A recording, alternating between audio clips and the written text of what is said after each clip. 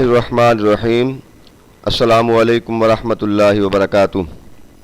معزز و محترم ناظرین و سامعین، آج ہم جو ایک اہم مسئلہ ڈسکس کرنے جا رہے ہیں وہ یہ ہے کہ پانی کے اندر پائے جانے والے جو جانور ہیں ان میں سے کون سے جانور حلال ہیں اور کون سے جانور حرام ہیں۔ انشاءاللہ مختلف فقہی تحقیقی مسائل جو ہیں وہ ڈسکس کیے جاتے ہیں۔ تو پانی کے اندر جو جانور پائے جاتے ہیں ان کی حلت اور حرمت کے حوالے سے ہمارے پاس علم ہونا چاہیے، ان کی پہچان ہونی چاہیے، اور اسی طرح خشکی پر جو جانور پائے جاتے ہیں ان کے بارے میں بھی انشاءاللہ ہم ڈسکس بعد میں کریں گے کہ کون کون سے جانور حلال ہیں اور کون کون سے جانور حرام ہیں۔ تو آج ہم جو بات ڈسکس کرنے جا رہے ہیں کہ جو جانور پانی میں پائے جاتے ہیں ان میں مچھلی جو ہے یہ بالاتفاق حلال ہے، اس کی حلت جو ہے وہ حدیث میں موجود ہے، لہٰذا اس پر تمام ائمہ کا اتفاق ہے، کسی کا بھی اختلاف نہیں ہے کہ مچھلی جو ہے وہ حلال ہے۔ البتہ جو طافی مچھلی یعنی جو کہ پانی کے اوپر الٹا تیرتی ہے، اس کے متعلق جو ہے امام ابو حنیفہ اس کو حلال نہیں سمجھتے، یعنی ان کے نزدیک یہ حلال نہیں ہے، جبکہ دیگر جو ائمہ ہیں، امام شافعی ہیں، امام مالک ہیں اور امام احمد بن حنبل، ان کے نزدیک یہ مچھلی جو ہے یہ جائز ہے، بلکہ کچھ نے اس کو حلال قرار دیا ہے، کچھ نے اس کو مکروہ قرار دیا ہے۔ البتہ جو عام مچھلی جو ہم کھاتے ہیں جس کے بارے میں سب کو علم بھی ہے، اس کی پہچان بھی ہے، اس کے متعلق جو ہے وہ سب کا اتفاق ہے کہ یہ حلال ہے۔ ایک چیز جو بڑی امپورٹنٹ ہے بات سمجھنے والی کہ جانوروں کی حلت اور حرمت کے معاملے میں مالکی جو ہیں ان کا نقطہ نظر جو ہے وہ بہت وسیع ہے اور وسعت پر مبنی ہے، اس لیے کہ پانی کے اندر جو خنزیر ہوتا ہے جس کو خنزیر الماء کہتے ہیں، اور کلب الماء یعنی پانی کا کتا اور پانی کا خنزیر،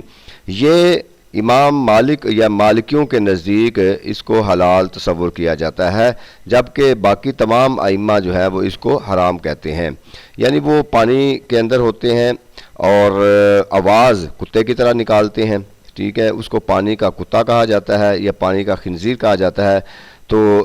اس کے اندر تقریباً ائمہ ثلاثہ جو ہیں اس کو حرام قرار سمجھتے ہیں، جبکہ مالکی جو ہیں اس کو حلال قرار دیتے ہیں۔ اور اس کے علاوہ جو ایک تیسری چیز ہے وہ ہے مینڈک۔ مینڈک کے متعلق ائمہ ثلاثہ وہ اس کو حلال نہیں سمجھتے، جبکہ مالکی جو ہیں اس کو حلال سمجھتے ہیں اور اس کو کھانا جائز سمجھتے ہیں۔ اب دونوں کی جو تصریحات ہیں، دونوں کے دلائل ہیں،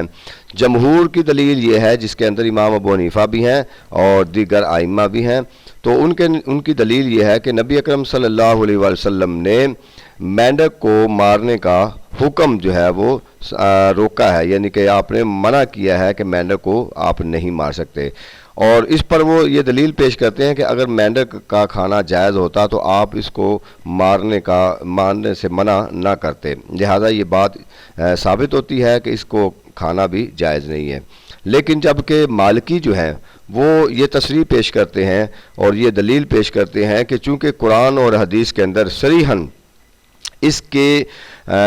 حلت یا اس کی حرمت کے متعلق اور خاص طور پہ حرام ہونے کے متعلق کوئی صریح نص موجود نہیں ہے، لہٰذا اس اصول کے تحت اور اس قاعدے کے تحت کہ جب کسی چیز کے متعلق قرآن یا حدیث متواترہ میں اس کو حرام قرار نہ دیا گیا ہو تو وہ حلال ہوتی ہے، یہ تصریح پیش کرتے ہوئے مالکی جو ہے اس کو جائز قرار دیتے ہیں۔ تو آپ نے دیکھ لیا کہ اس کے اندر جو مالکیوں کا نقطہ نظر ہے وہ بہت وسیع ہے۔ اسی طرح جب انشاءاللہ ہم خشکی پر پائے جانے والے جانوروں کے متعلق ڈسکس کریں گے تو اس میں بھی آپ دیکھیں گے بہت ساری ایسی چیزیں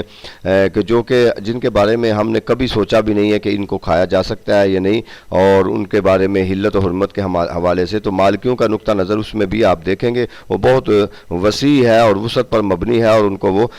حلال اور جائز قرار سمجھتے ہیں۔ تو لہٰذا یہ انشاءاللہ اس طرح کے مختصراً